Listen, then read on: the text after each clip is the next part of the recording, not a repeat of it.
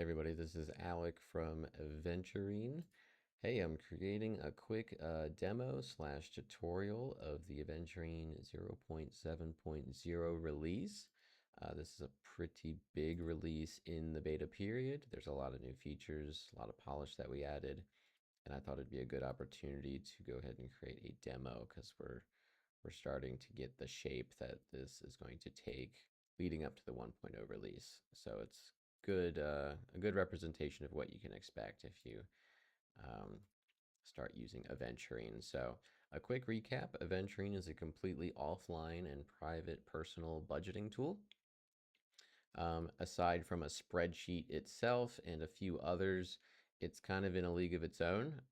It promises fully featured SaaS-like experience um, and feature sets, while again adhering to being completely offline, self-custody, and secure. So that means no account, no integration, no credentials, and it does not directly talk with your bank. So as you can imagine with something like anything else, like a spreadsheet or some of the other available tools out there, you're going to have to do some manual work. But what makes Aventurine special is that we have found a way to automate a lot of that work. And the workflow is that all you have to do is log into your bank account and export your transactions. Every bank has a way to do this. They'll give you whatever format they have, and it doesn't matter what format it is, Aventurine will be able to read it. And then you will import that into Aventurine. A typical cadence might be once or twice a month, or however often you prefer. It will automatically read that ledger that you provide it, that CSV or OFX or whatever it is, and it will automatically categorize those transactions, assign them to merchants where possible, and give you a nice database to work with. And then automatically, based on that, it'll also build out your dashboard, your reports, and a bunch of other things. So I'll go ahead and give you a demo right now of what that looks like. So when we create a new database or when we launch Aventurine for the first time, this is what we're going to see. So we're going to have a blank dashboard. We're going to be in our dashboard section, and we're going to have a blank dashboard. We can visit some of the other sections real quick, but of course there won't be anything there. Here's our transactions. Here's where our statements will live. Here's a little place to track your portfolio. This is not linked to your transactions, your dashboard, or your statements, or your reports, or your recurring. This is sort of a standalone tool just to kind of help you track those things if you want. Otherwise, you can just ignore it. Here's the reports. Again, there's nothing here yet, but this is going to light up as soon as we start importing things. And we also have a recurring schedule calendar here. So these are some exciting tools. Let's go ahead and get this set up. So we're going to click Set Up Accounts. Now I'm going to get started with just a regular old checking account. And I'm going to call this, we're going to call this, I mean, we could call it something generic like checking, but we're just going to also give it a fake bank name. So fake bank. Just so that we can track it throughout the rest of the software here. So if you have something like Wells Fargo or Chase or whatever, in fact, let's just do that. Let's just call it Chase. Okay, we're going to choose File. Now, I already have some banking exports here. These are not real exports, as in they're not my personal finances, but they are some fake data that I whipped up, and I whipped them up outside of the context of this app. So I tried several tools. The one that I settled with was Claude. He did it the best, or it did it the best. And I just had Claude create some fake transactions with messy merchant names. It's got like all the gross, little identifiers and arbitrary data. And I said, just create something believable, but basically random. So we're going to go ahead and upload that, select. And this is an example of the first three rows in that spreadsheet going all the way back to 2016. Your financial institution may not go back as far, but if it does, don't worry. Aventurine can handle that, so no problem at all. Okay, so we got our date, we got our description. debit, credit, and notes section here. So we're just going to match all of that up here. So date, that looks good. Description, money out, debit, money in, credit. And this is a good, important thing to note. Some transaction exports from your banks, depending on the bank, it may just use one column. So it'll just be like transaction. It'll either be a positive number or a negative number. Or your financial institution may use two columns and it'll treat a debit and a credit as just a one whole number. Aventurine can handle both and it'll automatically detect that for you. So in this case, it's detecting that it's a two column system and it's going to go ahead and treat it as such.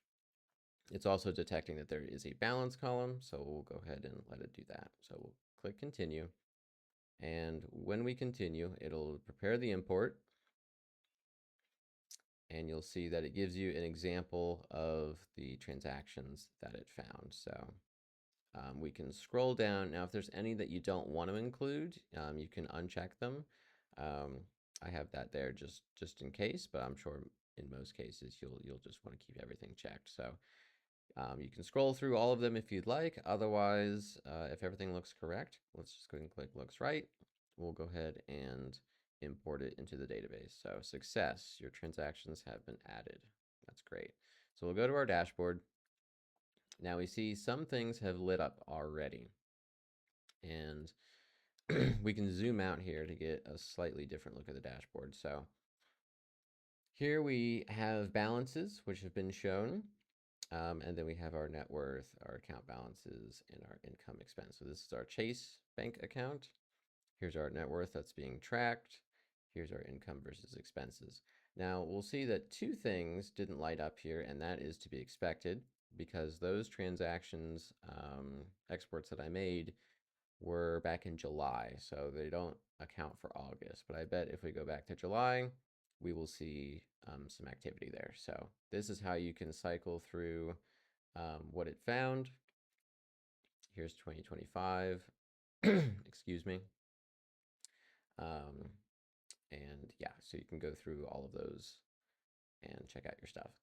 And then, so that's the month to month look. So for example, April 2026, this was the income. This is where, your expenses. Here's your transfers. Here's your balances. This would have just been the cash balance on your bank account. And here's your spending. Now we do have a large portion of uncategorized spending. This is the case so far with the 0.7.0 release. The goal is to get this way, way, way down.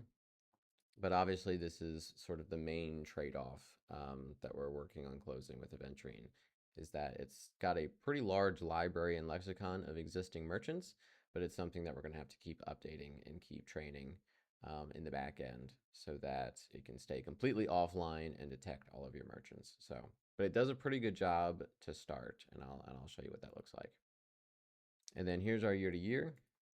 You can look at this year, you can look at the last 12 months, you can look at the last 24 months, and you can look at the last 5 years. So the income for this sheet was not super dynamic. Your income may look a lot different. Same with your account balances. When I upload my actual transaction data, it's much more dynamic and interesting. This is just the best that we could do with creating some fake data here. So, okay, so this is our dashboard. Let's go over to transactions. And here we can see the transactions that it uploaded. And I'll go ahead and zoom back in so that's just easier to read.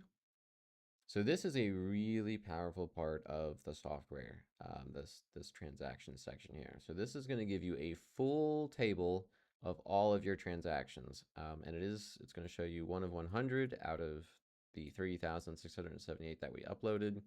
And it's, of course, paginated down here. So you can scroll through all those and it's not trying to load all of those at once for you. This takes all of that messy stuff. If we go back to our export here, I'll just upload the raw version of this as a CSV in a spreadsheet software here. It's just gonna load LibreOffice here and we'll try to zoom in. Yeah, as we can see, it takes this, it's got a date, it's got this description, credit, debit, notes, and a balance. I guess I didn't click the one with the balance, but it might have a balance. It takes all of this and converts it into something much more readable here. So the account that you uploaded it against will be listed here. The automatic category that it found for the merchant will be listed here. And of course, the amount will be listed here.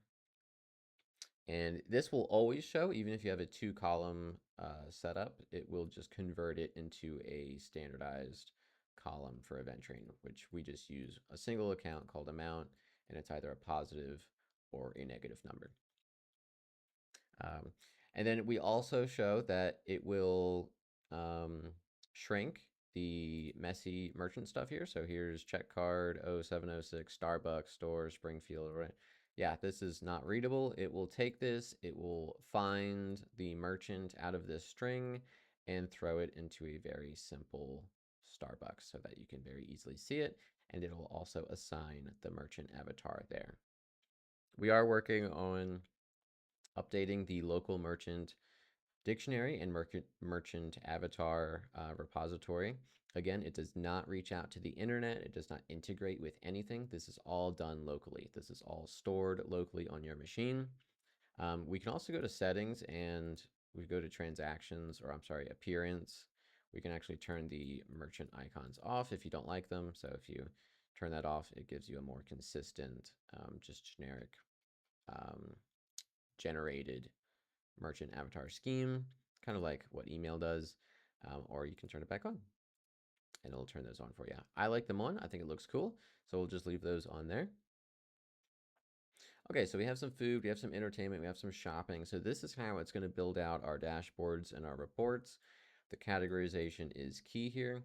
We also see that there's some things that are not categorized. Here we have our income that's not categorized. And I bet that is in large part of why our dashboard says that there's just this huge bar here, because a lot of this is probably our income that's not getting captured. So let's scroll down here. So Acme Corporation, it didn't find that as an available merchant. Most payroll, it's probably not going to find automatically unless your payroll, actively says something, a popular merchant. Um, there are some cases where it does work, but that's also been a challenge that we're working on to capture um, payroll and adjusted stuff. If it says payroll, it'll treat it as payroll. It just won't assign it a merchant. Um, so anyway, what can we do about this? Well, we can go ahead and edit this, right? So we can take this transaction, we can check it, and we're going to click the pencil icon up here to edit it. And we're going to categorize this as our primary income. And this is on our Chase account. Description is right there. Amount is right there. Notes is optional. Cool. So we can do this for this one transaction. If we click next, save all changes, there it is. It changes our primary income.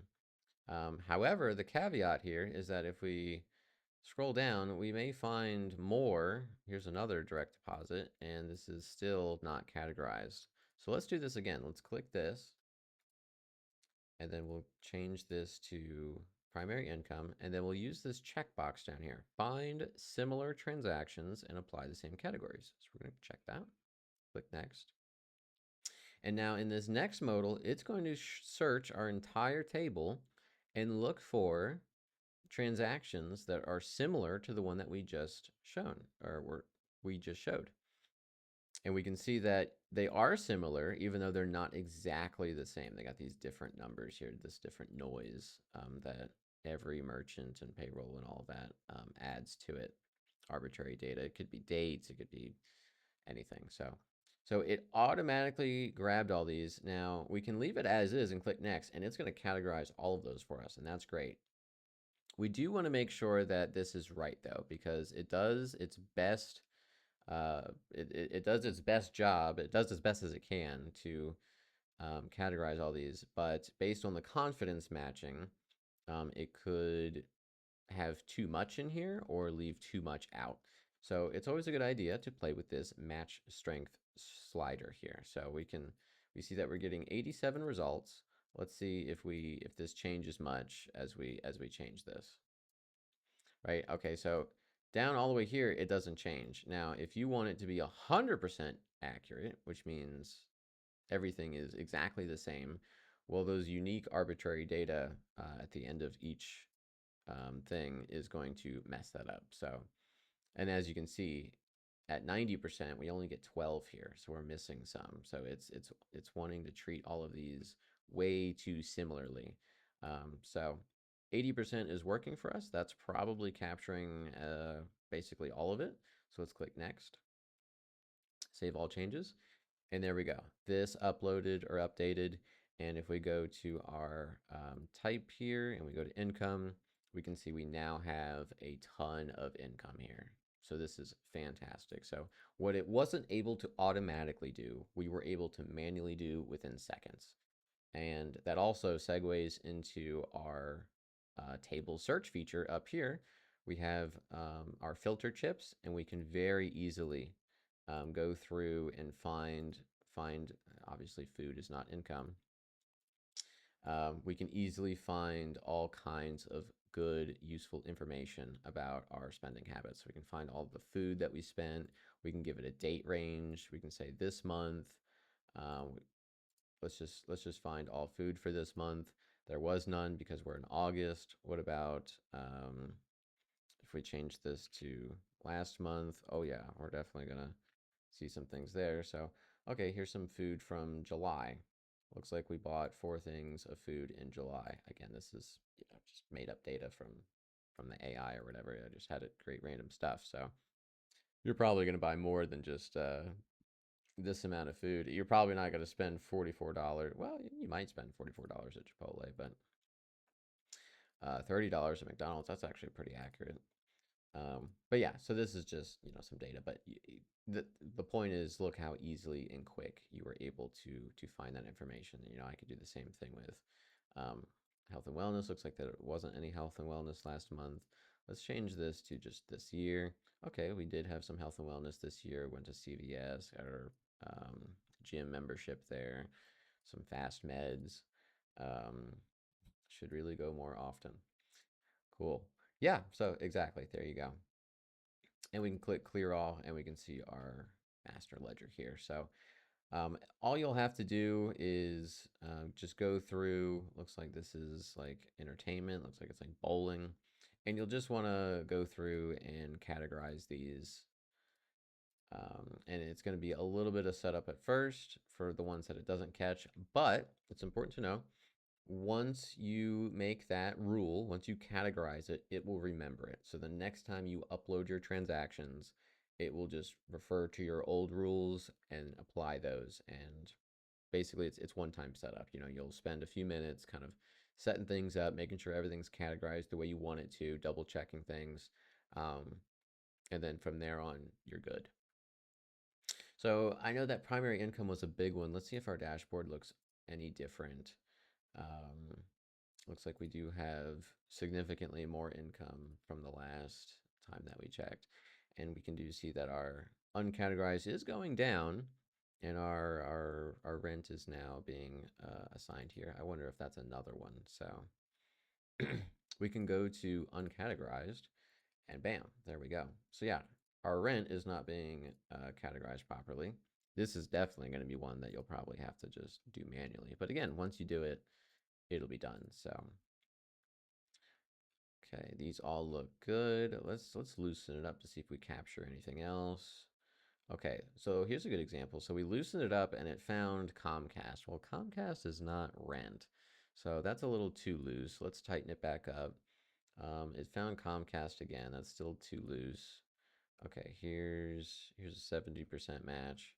Okay, yeah, this looks good. So we'll do next, save all changes. Bam, those are categorized and they're gone.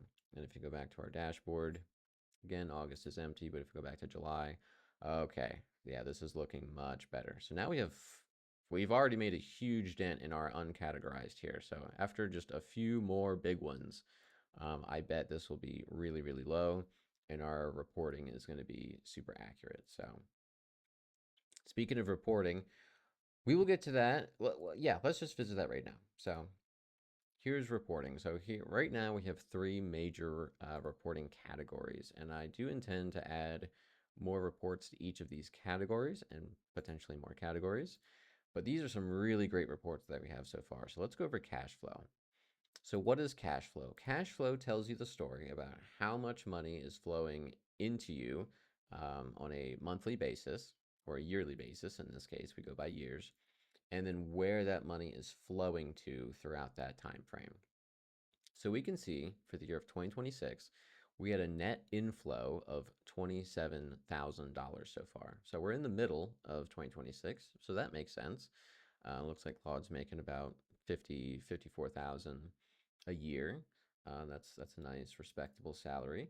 So, um, and then here we see the outflows for that salary. We see that so far we've spent almost $7,000 on our rent and our mortgage.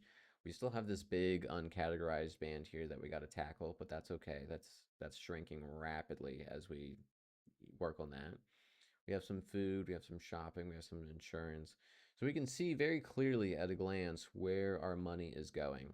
And the cool part is about this graph is that if we go to like shopping, we can actually click this and it will take us to our 2026 shopping automatically. It'll just fill that out for you. It'll show you here's your shopping. So we did some Walmart recently at the beginning of the year. We did some Amazon, more Walmart, Costco, Target, Best Buy. You know, yeah, this is what we got. Very interesting. Yeah, Old Navy in May. Okay, yeah. So yeah, there you go. I mean, this is a nice snapshot here.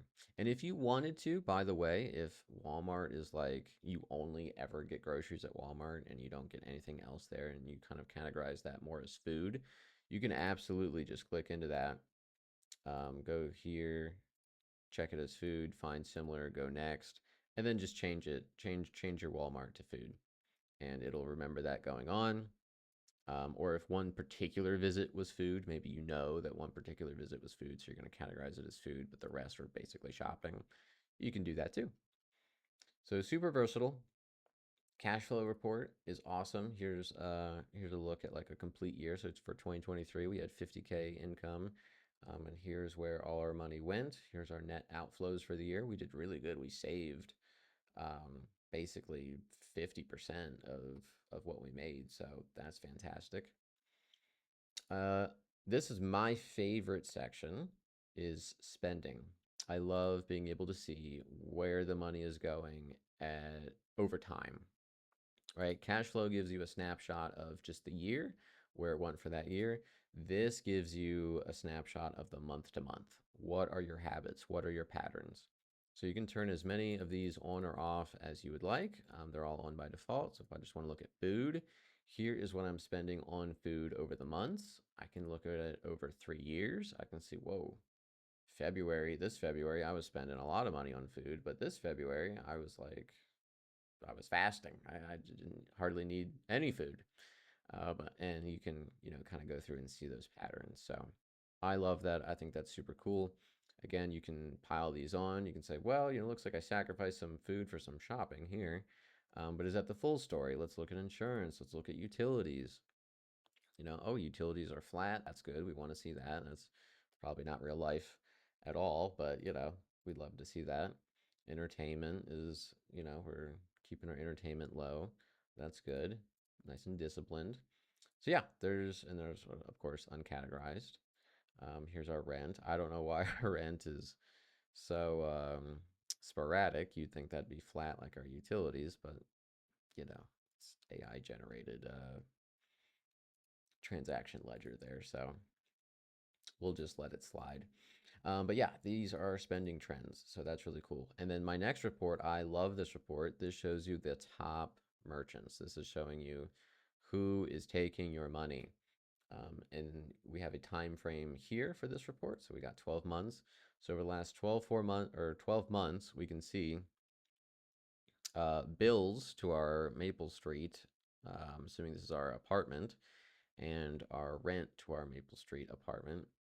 Yeah, it's no surprise rent is leading the pack and is taking a majority of our money.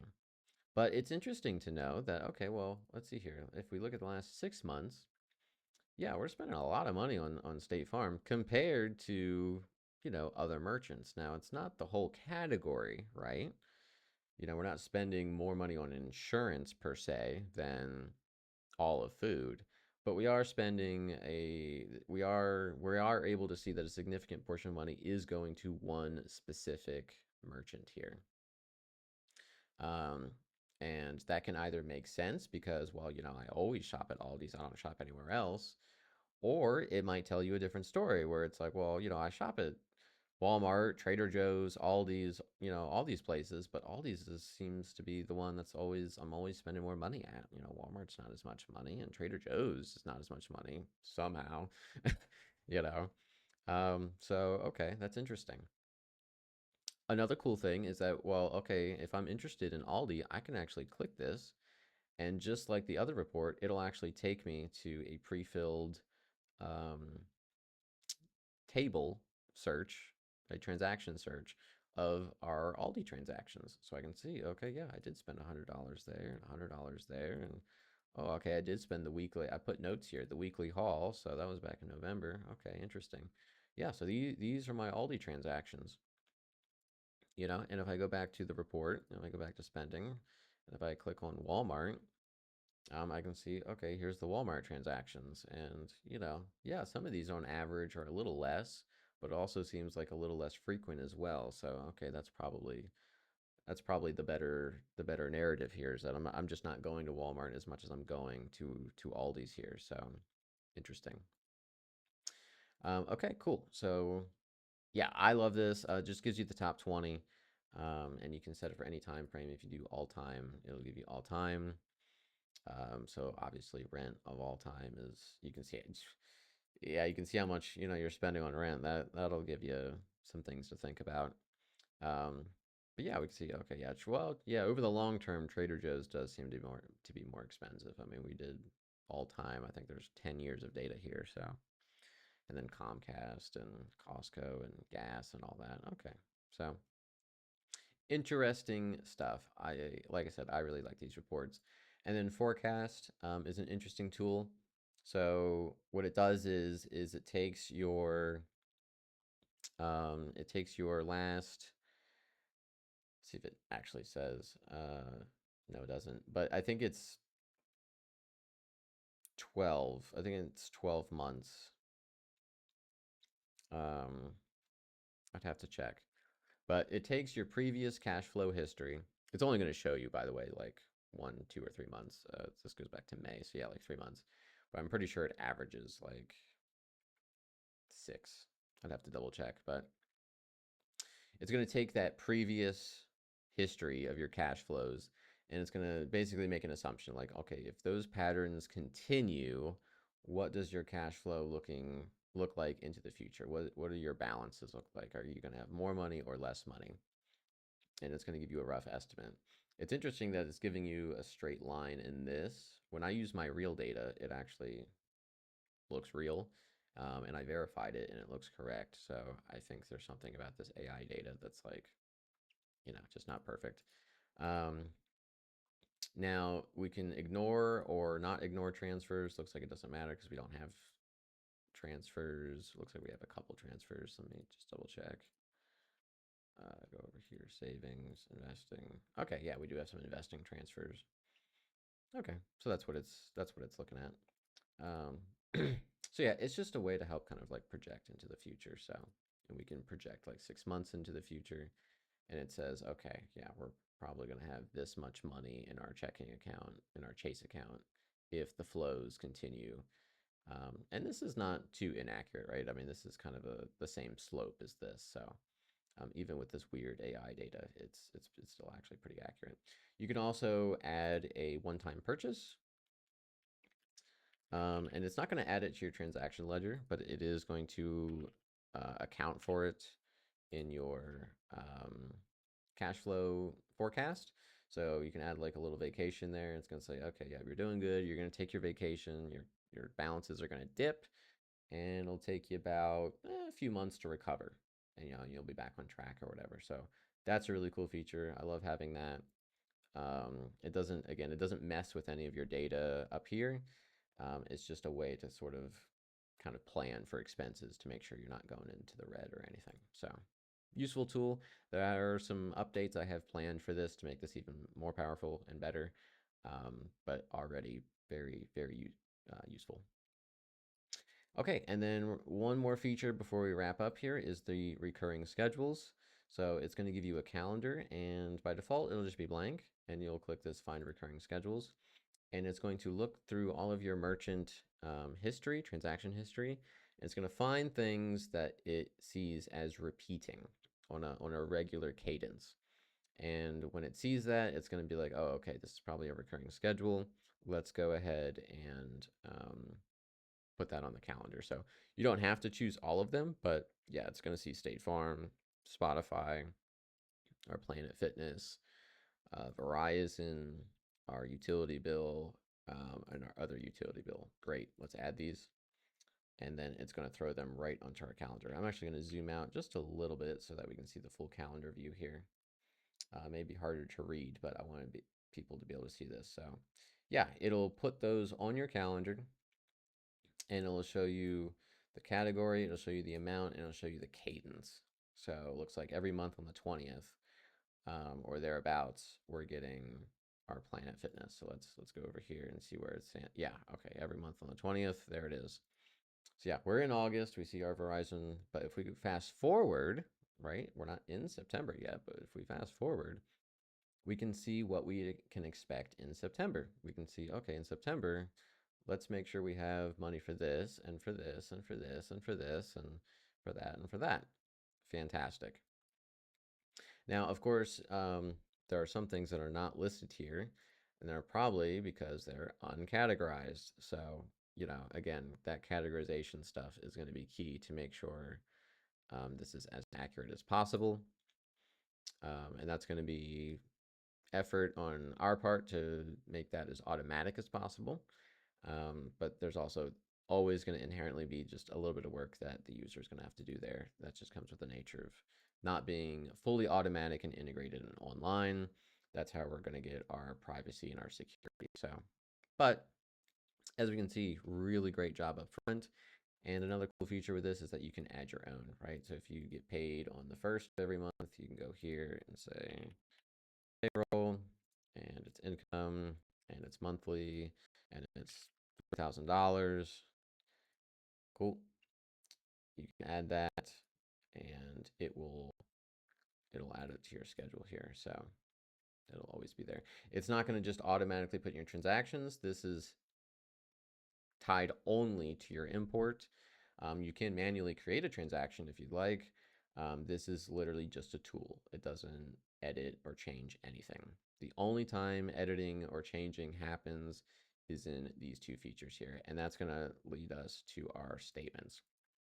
For the most part, people are not going to be interacting with their statements. If you have verbose transaction exports from your bank, then you're all set. This is for people who maybe don't have as quality of exports as they'd like from their bank, or if they have previous history from their spreadsheet that they've been keeping that they want to import into Aventurine. And so this is a spreadsheet-like experience, and even like I said, it works like a spreadsheet. So you can copy and paste and all that, and use arrow keys. So it's actually really fun to use as a spreadsheet user.